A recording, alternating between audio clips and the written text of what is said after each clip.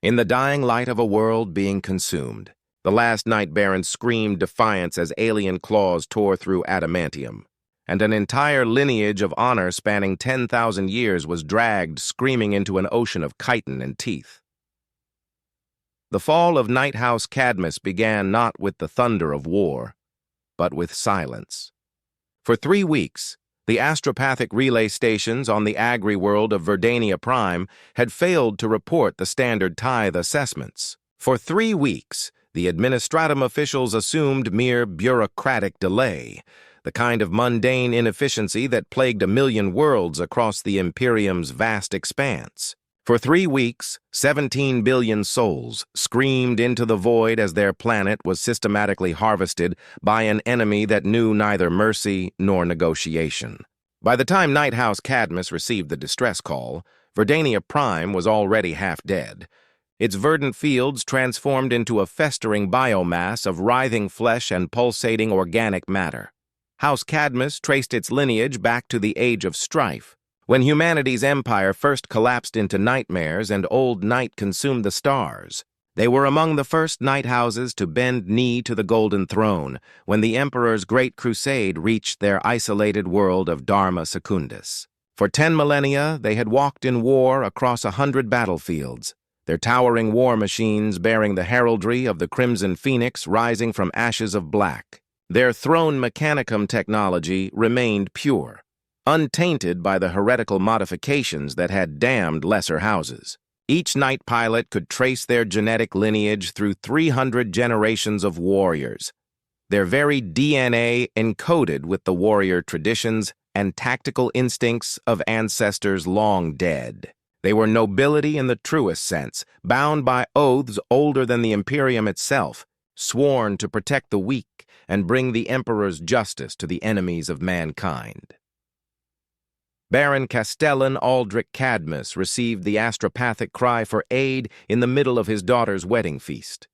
The message arrived as a psychic scream that left the attending astropath bleeding from every orifice, collapsing dead before the high table as wedding guests recoiled in horror. The words that emerged from that tortured soul before death claimed it spoke of shadows with teeth, of a hunger that consumed not just flesh, but the very essence of a world. It spoke of creatures beyond counting, of a synapse network that turned individual monsters into the limbs of a single terrible intelligence. It spoke of Hive Fleet Charybdis, and it begged for salvation that would never come. Aldrich Cadmus was a veteran of 2 centuries of warfare. He had fought the traitorous forces of chaos in the Gothic War, hunted orc warbands through the industrial hellscapes of Armageddon's foundry cities, and stood in defensive lines against the soulless machines of the Necrons as they rose from tombs older than mankind's first civilizations. But he had never faced the Tyranids. None of House Cadmus had. Their sector of space had remained blessedly free of the great Devourer's attention, spared the horrors that had consumed entire segmentums in the galactic east. They knew the Tyranids only through strategic briefings and grainy picked captures, monsters that seemed more myth than reality from their safe corner of Imperial space. Protocol demanded that Aldrich request reinforcement from the Astra Militarum, coordinate with nearby naval assets, and wait for proper strategic authorization before committing his house to combat. But 17 billion Imperial citizens were dying with every passing hour. The nearest guard regiment was 3 months away at best warp speed. The Imperial Navy was engaged in suppression operations against pirate fleets 2 subsectors distant.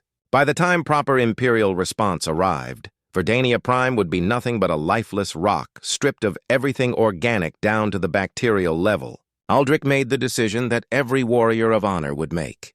He called the muster. House Cadmus would ride to war. 37 knights answered the Baron's call. It was the largest deployment of House Cadmus combat assets in living memory, nearly their entire strength, save for the minimal garrison forces left to defend Dharma Secundus.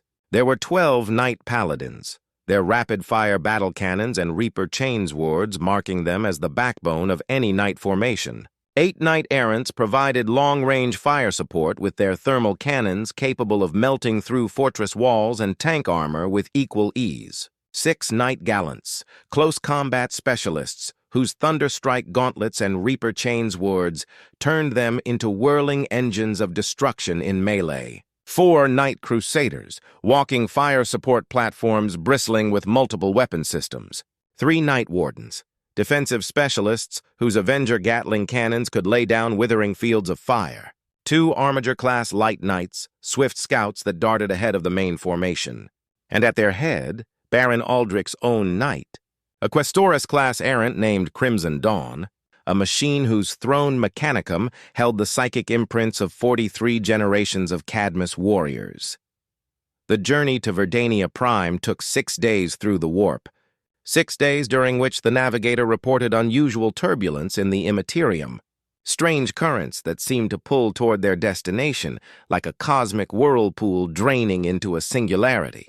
The Gellerfields held, barely, but even sealed within reality-anchoring technology, the Knights reported dreams. Dark dreams. Dreams of being hunted by something vast and patient. Dreams of being broken down and consumed piece by piece. Dreams of their very souls being digested by an intelligence so vast and alien that human consciousness could barely register its existence. The house sacristans blessed each night with oils and prayers, their techno-liturgies taking on desperate fervor as they sensed something terrible approaching.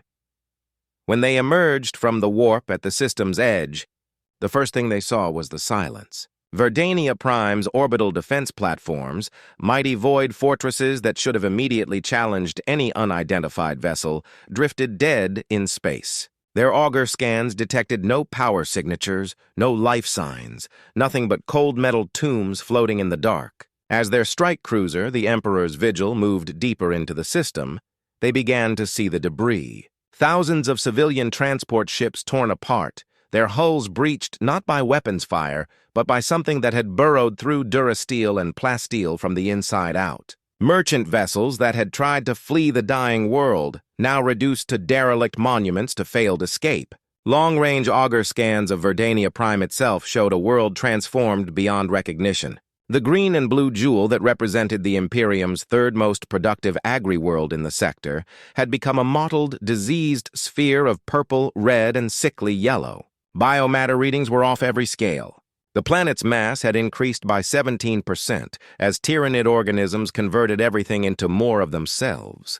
But life signs still registered. Faint, scattered, desperate. Millions of humans still lived, trapped in isolated pockets as the Tyranid swarm slowly closed in for the final feast. There were survivors to save, citizens of the Imperium crying out for deliverance. Aldrich had made his choice days ago. Now he would see it through.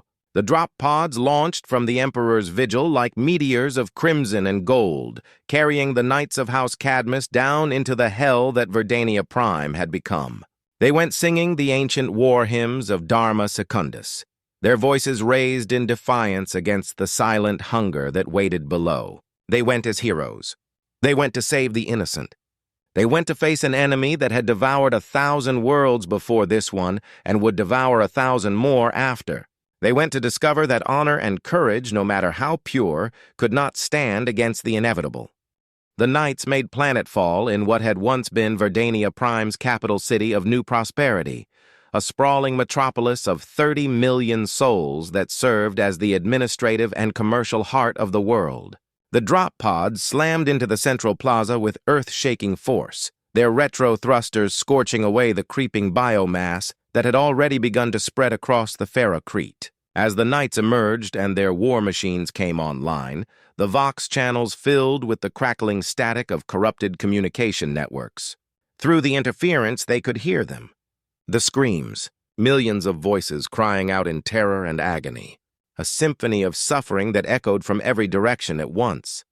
What greeted the Knights as they formed their battle line was a city transformed into an abattoir of alien biology. The elegant spires and hab blocks had been coated in a substance that looked like resin mixed with flesh, a purple-gray organic material that pulsed with hideous vitality. The streets ran with rivers of digestive fluids, acids strong enough to dissolve ferrocrete flowing toward massive capillary towers that rose from what had been civic centers and holy temples. These towers, grotesque pillars of chitin and sinew, stretched hundreds of meters into the polluted sky, pumping the liquefied biomass of an entire civilization up through tendrils that connected to low-orbit collection organisms. The Tyranids were drinking Verdania Prime like a parasite drinks blood from a host.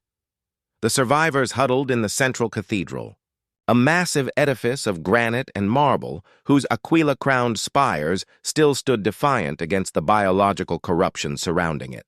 15,000 souls packed into a structure built to hold 3,000, their faith in the God Emperor the only shield they had against the horror outside. Baron Aldrich led his knights toward that cathedral, his thermal cannon obliterating the organic growths that had begun to creep across its walls.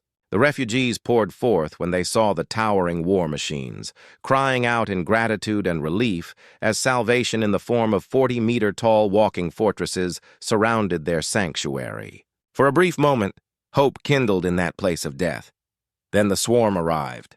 They came first as shadows moving through the ruins, thousands of them flowing around corners and through broken structures with predatory grace. Hormagaunts, the light shock troops of the Tyranid armies, bounded forward on powerful legs, their scything talons designed for a single purpose, to tear flesh from bone with maximum efficiency.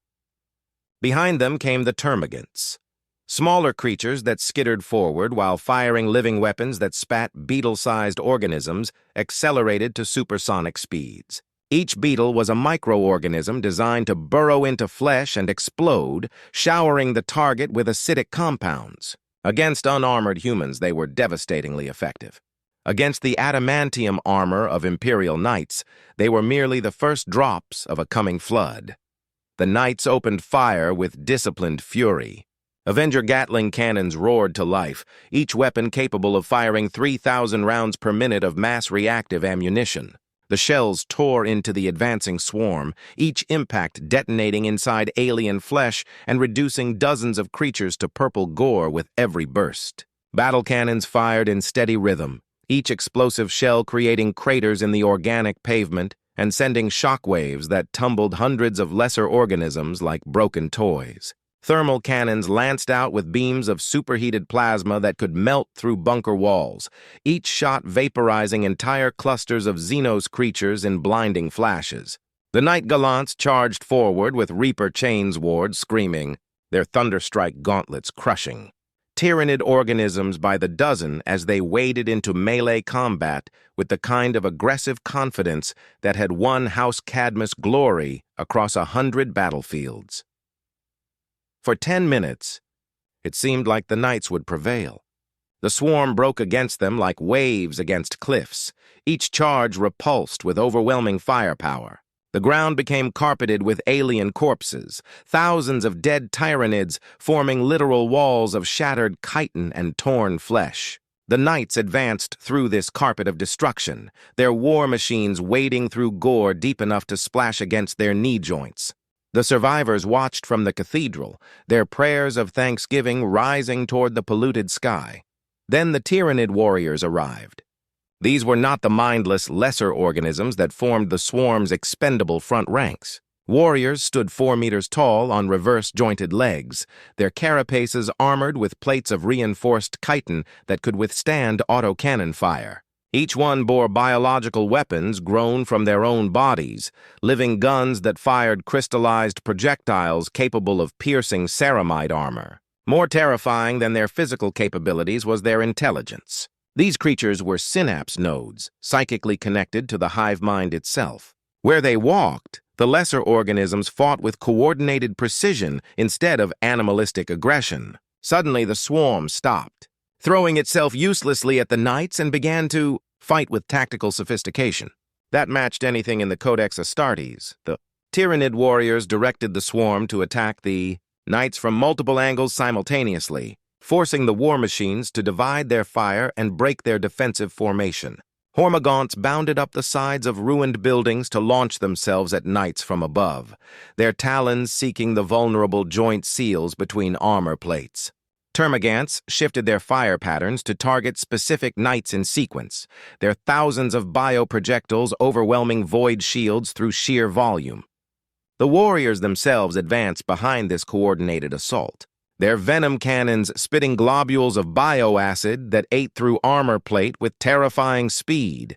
Knight Paladin Righteous Fury was the first to fall. A coordinated assault by 3 warriors and several hundred lesser organisms overwhelmed its void shields, the defensive field collapsing in a cascade of sparks. Immediately, the swarm surged forward, covering the knight in a living carpet of claws and teeth. Pilot Hadrian Cadmus fired his weapons point-blank into the mass, his Reaper chainsword cutting dozens of organisms in half with each sweep. But there were always more. A warrior leaped onto the knight's shoulder and drove its bonezord through the armor plate, protecting the pilot's compartment. The psychically charged blade pierced straight through the throne mechanicum, and the pilot bonded to it. Hadrian's death scream echoed through the vox before cutting off abruptly. The knight collapsed forward, its systems shutting down as the pilot's death severed the neural connection that gave it life. The death of one of their number sent shock through the remaining knights. Not fear, but recognition of the terrible truth. They were not fighting mindless beasts. They were fighting an enemy that learned and adapted with every passing second. As Righteous Fury's corpse was dragged into the shadows by countless claws, the Tyranids were already dissecting it. Alien organisms breaking down the knight's systems and feeding that information into the hive mind. Within minutes, the entire swarm would know the exact weaknesses of Imperial knight armor, would understand the vulnerable points and exploit them with surgical precision. Baron Aldrich ordered an immediate withdrawal to the cathedral, abandoning the aggressive assault in favor of defensive positions. The knights formed a protective circle around the sanctuary, their backs to the walls of the Emperor's temple, as they prepared for the siege they knew was coming. The surviving knights established overlapping fields of fire, ensuring no angle of approach would be undefended. The sacristans worked frantically to repair damaged armor and restore depleted ammunition supplies, their servo skulls buzzing through the air as they assessed combat damage and implemented emergency repairs.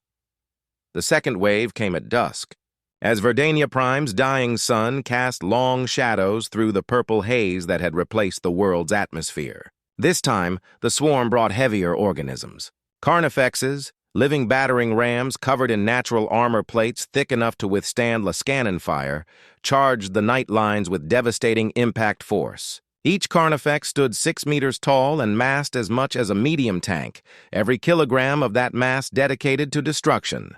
They struck the night formation like avalanches of chitin and muscle, their crushing claws powerful enough to tear through even adamantium with sustained pressure. Knight-errant Golden Phoenix fell to a Carnifex assault, the massive organism weathering thermal cannon shots that should have killed it 3 times over before closing to melee range. Its bioplasma weapon, a living cannon that fired superheated organic matter, melted through the knight's leg armor, bringing the war machine crashing down.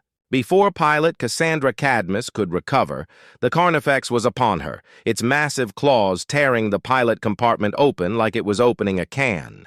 Cassandra died fighting, her last act to detonate her knight's reactor in a desperate bid to take the monster with her.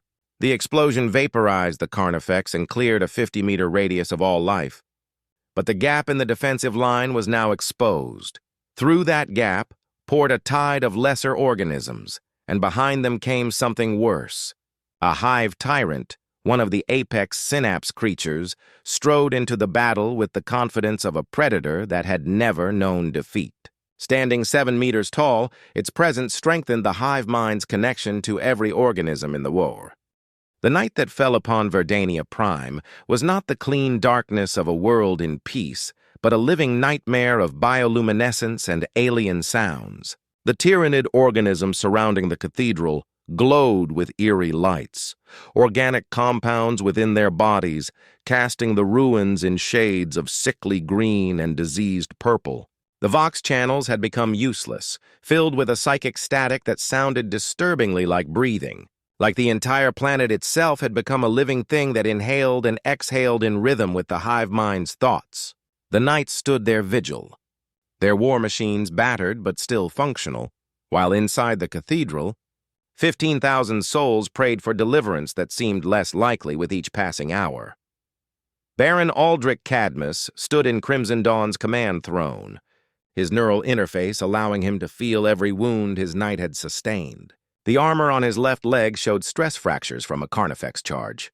His void shields were operating at 60% capacity. Ammunition reserves were down to 40%. The Throne Mechanicum's machine spirit whispered to him in the voices of his ancestors, 43 generations of warriors offering counsel and strength. But even their ancient wisdom had no answer for this. The Cadmus line had never faced an enemy that fought with such terrible patience, such absolute certainty of victory. The tactical situation was deteriorating by the hour. Long-range auger scans showed the Tyranid forces weren't just besieging the cathedral, they were transforming the entire city into a living weapon aimed at the defenders. Digestion pools were being created in concentric rings around the knight positions. Massive organic vats where captured humans were being dissolved alive to feed the swarm. The screams from those pools carried on the wind, a constant reminder of what awaited any who fell into Tyranid claws. Capillary towers continued to grow higher, some now reaching into low orbit where massive bioships waited to receive the liquefied essence of the world. The spores falling from the polluted sky had intensified, each one carrying genetic material that would begin transforming whatever it touched into more Tyranid biomass. The remaining knights numbered 31, 6 having fallen in the previous engagement. Each loss was not just a war machine destroyed, but a lineage ended, centuries of genetic heritage and warrior tradition erased. Night Warden's stalwart guardian had gone down when concentrated fire from Tyranid warriors finally penetrated its armor. The pilot killed instantly by a barbed strangler weapon that punched through the viewport. Night Crusader Iron Testament fell when its ammunition reserves detonated, a chain reaction triggered by acidic compounds that had eaten through its armored magazine. Night Gallant Bloody Vengeance, true to its name, had charged deep into enemy lines to recover a fallen comrade's neural crown before being overwhelmed by sheer numbers. Its pilot's last words a war cry that would be remembered in House Cadmus songs for generations, if any survived to sing them.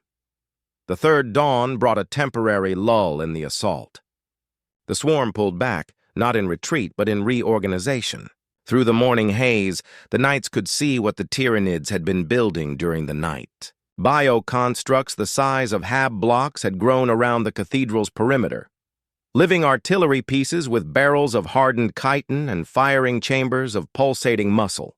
These were exocrines and biovores, heavy support organisms capable of bombarding targets from extreme range with explosive projectiles and clouds of flesh-eating spores. Their presence meant the Tyranids had decided to end the siege through overwhelming firepower rather than continued frontal assaults. Baron Aldrich convened an emergency war council via VoxLink with his remaining nobles. The situation was clear to all. They could not win. The best they could hope for was to buy enough time for the survivors to evacuate. The Emperor's Vigil remained in high orbit, unable to provide direct support due to the swarm of Tyranid bioships that had emerged from the system's edge. But a single Aquila lander could potentially break through the orbital blockade if given enough of a distraction. 15,000 souls could be saved if the knights were willing to sacrifice everything to create that window of escape. There was no debate. Every knight noble present had sworn the same oaths, spoken the same vows. They would buy time with their lives. They would stand between the innocent and the darkness, and they would not yield until death claimed them. It was the honor of House Cadmus. It was the duty that had defined their lineage for 10,000 years. If this was to be their final battle, they would make it worthy of legend. The evacuation began immediately.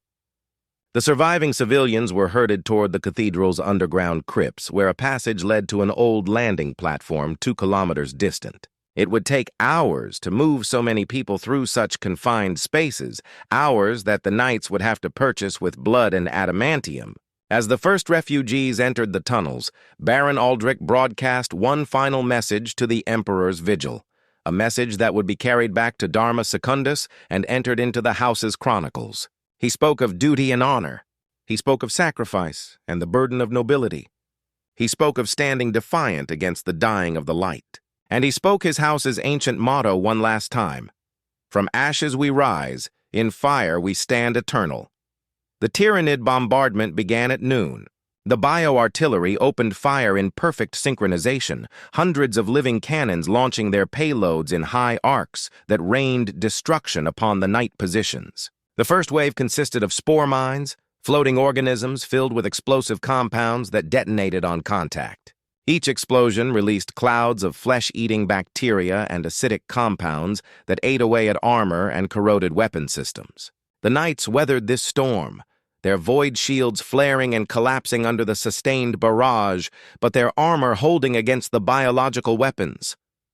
The second wave brought death. Bioplasma projectiles, each one a contained ball of superheated organic matter burning at temperatures that rivaled the cores of stars, slammed into the Knight formation. Knight Paladin Emperor's judgment took a direct hit that melted through its torso armor and detonated its reactor. The resulting explosion was equivalent to a small nuclear weapon, the blast wave knocking 3 nearby Knights off their feet and showering the area with radioactive debris. Knight-errant Dawn's Prayer survived the initial impact of a bioplasma hit, but the heat caused its ammunition stores to cook off in a sustained detonation that tore the Knight apart from within.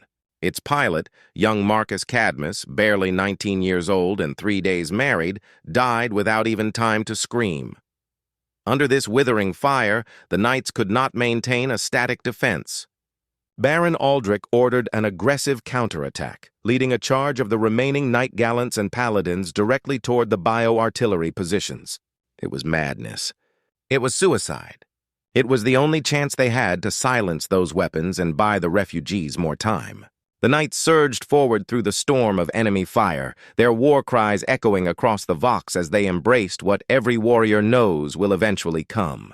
The moment when courage becomes sacrifice. When duty transcends survival, when honor demands everything and offers nothing in return but the knowledge that you stood when others could not, the melee that erupted in the shadow of the bio-artillery was beyond anything in House Cadmus's long history of warfare. The Knights crashed into the Tyranid heavy organisms like meteors, their Reaper chains wards carving through chitin armor that was meters thick. Baron Aldrich's Crimson Dawn fought like a god of war made manifest, its thermal cannon firing point-blank into the firing chamber of an exocrine and cooking the creature from the inside out. Its Thunderstrike gauntlet crushed Tyranid warriors like they were made of paper, each impact sending shock waves through the ground hard enough to crack the organic pavement. Around him, his fellow Knights fought with the same ferocity, each pilot knowing this was their final stand and determined to make the enemy pay dearly for every meter of ground.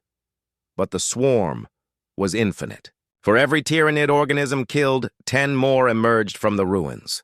The synapse creatures directed the lesser organisms with pitiless efficiency, identifying wounded Knights and concentrating fire to bring them down one by one. Knight Gallant Crimson Wrath fell to a coordinated assault by multiple warriors, its pilot's death scream cut short as alien claws found the pilot compartment. Knight Paladin Eternal Vigil collapsed when its leg was severed by a Carnifex's crushing claw, the pilot trapped inside as the swarm descended upon the helpless war machine. Knight-errant Faithful Servant's void shields failed under sustained fire, and within seconds, the Knight was covered in a living carpet of hormagaunts that tore away armor plates to reach the soft flesh inside.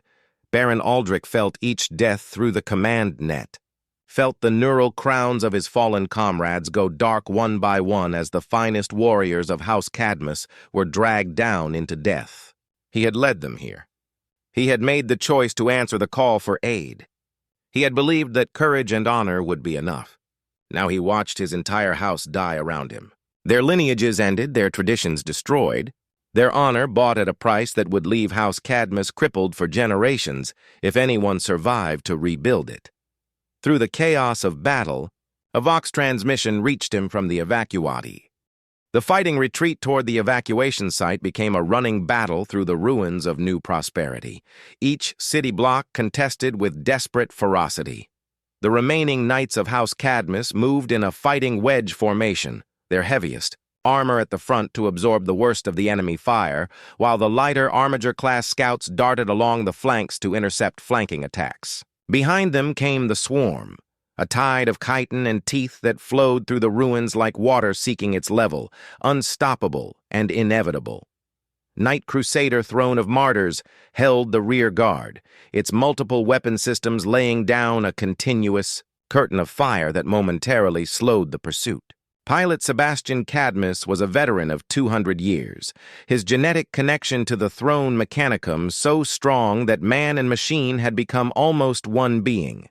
He had fought in the Gothic War, stood in the line at the Second Battle of Tyranids, hunted Chaos renegades through the Eye of Terror's periphery. Now, in the final moments of his long life, he chose to make a stand that would be remembered for as long as House Cadmus endured. His Vox transmission was brief and formal, delivered in the clipped tones of high nobility.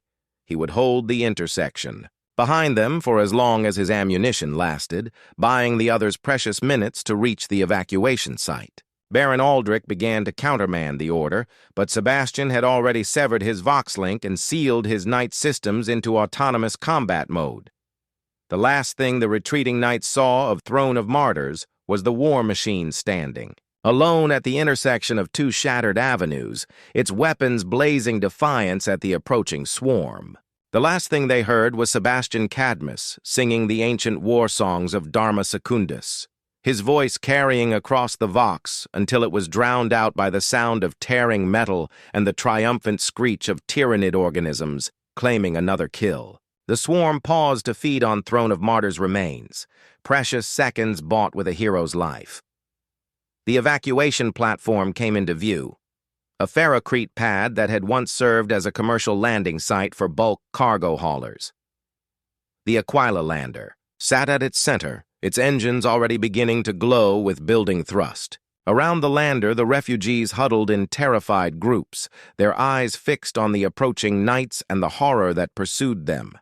The remaining 10 war machines of House Cadmus took up defensive positions around the platform, forming a final perimeter that would hold until the lander achieved escape velocity or until every Knight fell in the attempt. The Tyranids did not give them the luxury of preparation. The assault came immediately, waves of lesser organisms surging around the ruined buildings like a tsunami of alien flesh. Behind them came the heavy organisms, the carnifexes and warriors, and other specialized creatures whose existence served a single function in the hive mind's grand design. And above it all, directing the assault with cold intelligence, the hive tyrant strode forward, its psychic presence a weight that pressed down on every human mind present. Knight Warden Guardian of Faith was the next to fall, overwhelmed by a coordinated strike from multiple directions. Gargoyles, flying organisms with leathery wings and flesh-borer weapons, descended from above in a swarm that blotted out the diseased sky. Their bioacid weapons ate through the Knight's armor, while on the ground, Tyranid warriors fired venom, cannons that further weakened the war machine's defenses. When a Carnifex charged in to deliver the killing blow, Guardian of Faith's pilot had one last act of defiance. Pilot Helena Cadmus, daughter of a daughter of a daughter of Baron Aldrich's own grandfather, overloaded her Knight's plasma reactor and triggered a catastrophic meltdown. The explosion vaporized everything within 200 meters, clearing a temporary gap in the enemy lines that gave the lander crew additional seconds to complete their pre-launch sequence.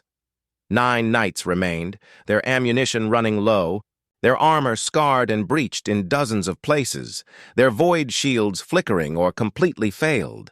Baron Aldrich watched his tactical display with the cold clarity that comes when death is certain, and only the manner of dying remains to be decided.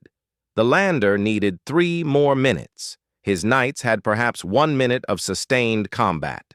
Capability left before the swarm overwhelmed them through sheer attrition. The mathematics were simple and brutal. Then, through the chaos, a new signal registered on his augers. From orbit, breaking through the Tyranid bioship blockade, came a lance strike from the Emperor's vigil.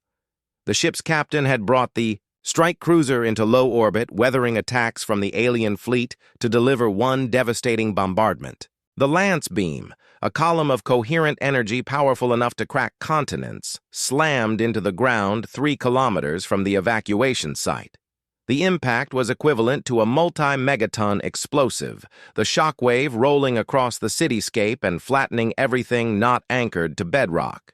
More importantly, the strike vaporized an estimated 2 million Tyranid organisms in an instant and temporarily disrupted the psychic network that coordinated the swarm. In that moment of confusion, as the hive mind reeled from the sudden severing of so many synapse connections the remaining knights struck, they charged forward in a spearhead formation, not seeking to win, but to push the swarm back far enough that the lander could achieve liftoff without being swarmed during its vulnerable ascent. It was not strategy. It was not tactics. It was 9 dying war machines and their noble pilots spending their last moments of life to ensure that 15,000 innocent souls might live. Knight Paladin Oathkeeper died with its Reaper Chainsword buried in a Carnifex's skull, the pilot crushed when the dying organism fell across the knight's torso. Knight Gallant, Fury Unbound, disappeared under a wave of Hormagaunts, its pilots. Screams echoing across the Vox as the lesser organisms found ways through the armor and began feeding on the living flesh inside. Knight Errant, Last Light's thermal cannon overheated and exploded, taking the knight's entire right side with it. But pilot James Cadmus kept fighting with his remaining weapons until a Tyranid warrior's Bonezord found his pilot compartment. The Aquila lander's engines reached full thrust. The landing gear retracted. The vessel began to rise, slowly at first, then with increasing speed, as the pilot pushed the engines to their maximum output. The refugees inside pressed against the viewports, watching the final stand of the knights who had saved them, bearing witness to a sacrifice that would be told and retold for generations. Below them, 6 knights remained standing, forming a ring of adamantium and defiance around the spot where the lander had been moments before. Baron Aldrich's Crimson Dawn stood at the center of that ring, towering over its fellow war machines, its weapons still firing even as alien organisms began to climb its legs. Around him, the last of his house fought with the fury of cornered lions. Knight Paladin Unbroken Vow fought back-to-back with Knight Gallant Indomitable Will, their weapons creating a figure-8 pattern of destruction that kept the swarm at bay for precious seconds. The 2 Armiger-class scouts, Swift Justice and Rapid Retribution, darted between the larger knights, their lighter weapons providing covering fire where it was most desperately needed.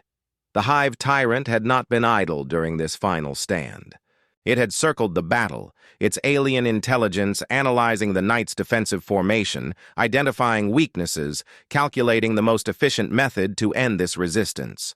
Now it struck, moving with speed that belied its massive size. Its target was obvious: kill the Baron, and the remaining knights would lose coordination, break the command structure, and even warriors as brave as these would fall into chaos. Crimson Dawn turned to meet the charge, Baron Aldrich's thermal cannon, firing at point-blank range into the approaching monstrosity. The superheated beam struck the Hive Tyrant's chest carapace and carved a molten furrow through chitin armor, but the creature did not stop. It crashed into Crimson Dawn with the force of an avalanche, its 4 arms wrapping around the knight in a deadly embrace. The impact drove both combatants backward, crushing a half-collapsed building beneath their combined mass. The Hive Tyrant's weapons, bone swords that crackled with bioelectric fury, began to saw through Crimson Dawn's armor with methodical precision. Baron Aldrich felt his knight dying around him. He felt the armor breaching, the structural supports giving way, the machine spirit's pain echoing through the throne mechanicum like a scream.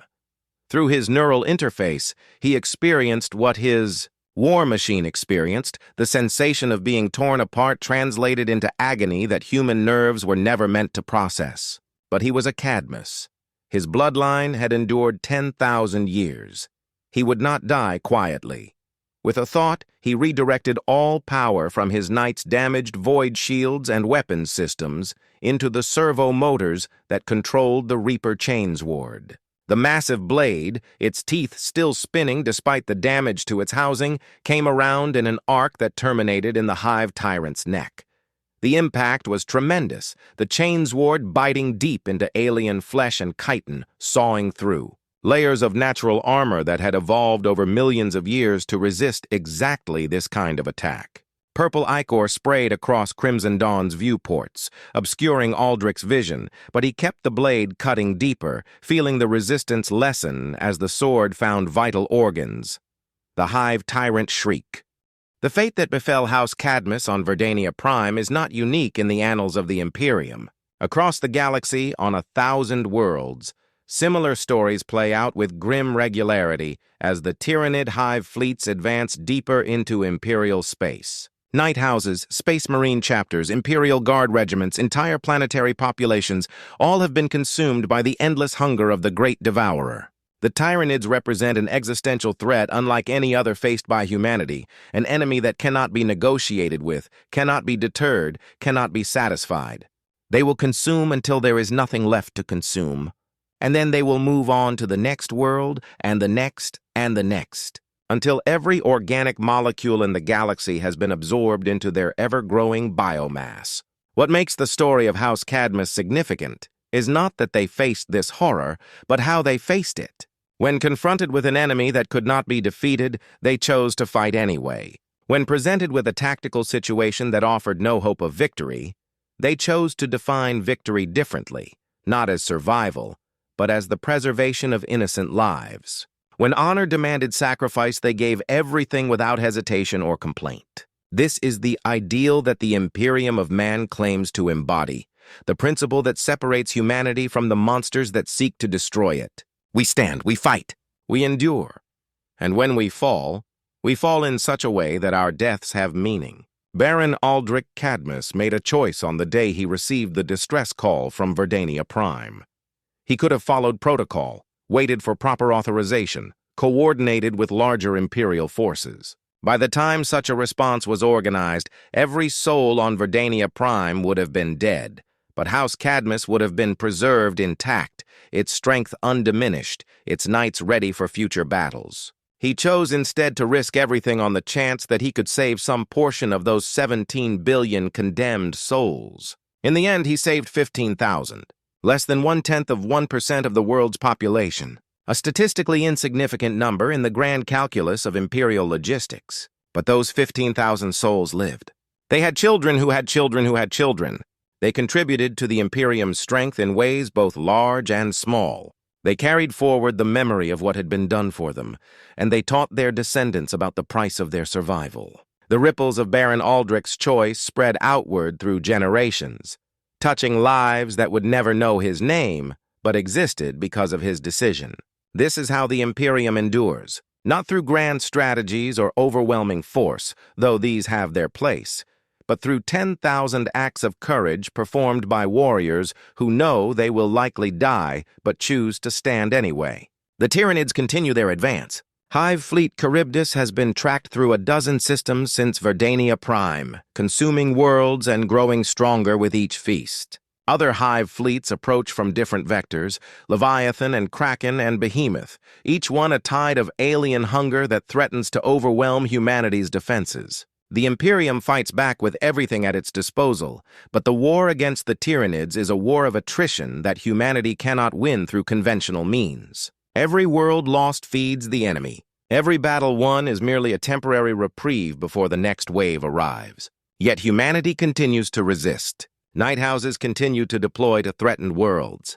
Imperial Guard regiments continue to form defensive lines against impossible odds. Space Marine chapters continue to stand as bulwarks against the darkness. And ordinary citizens, remembering stories like that of House Cadmus, continue to believe that their lives have value worth defending, that their civilization is worth preserving, that there is meaning in resistance even when victory seems impossible. This belief, more than any weapon or fortification, is what allows the Imperium to endure. The empty halls of House Cadmus's fortress monastery stand as testament to the cost of that endurance. 37 pedestals where knights should stand, 37 bloodlines ended, 37 throne mechanicums waiting for new pilots to bond with machine spirits that still remember their fallen warriors. The price was terrible. But the alternative, to let those 15,000 souls die without even attempting rescue, to value preservation of strength over the sacred duty to protect the weak, would have been a different kind of death. It would have been the death of everything that makes House Cadmus and the Imperium itself worth defending. In the darkness of the 41st millennium, where there is only war and the laughter of thirsting gods, where ancient evils rise from tombs and demons pour from warp rifts and alien empires press in from every side, humanity's greatest weapon is not its technology or its numbers. It is the willingness of warriors like Baron Aldrich Cadmus to stand in the path of annihilation and refuse to yield. To fight not because victory is possible, but because fighting is right. To sacrifice not because sacrifice will change the outcome, but because those who depend on your protection deserve no less than everything you can give. House Cadmus rose from the ashes of Verdania Prime diminished, but not broken. They stand eternal in fire, as their motto promises. Their story carved into the memory of the Imperium as a reminder of what nobility truly means. When the darkness comes, and it always comes, there will be warriors willing to stand against it. Not because they are unafraid, not because they believe they can win, but because standing is what warriors do, and because the innocent souls huddled behind them deserve defenders who will not abandon them even unto death. This is the terrible, glorious truth of the Imperium of man. We are beset on all sides by enemies that outnumber us, outgun us, possess technologies and powers we can barely comprehend. We fight wars we cannot win against foes that can never be truly defeated. And yet we continue. We endure, we stand, because in a galaxy of unimaginable horror, the choice to resist, to fight, to sacrifice for something greater than ourselves is the last shred of humanity we can claim.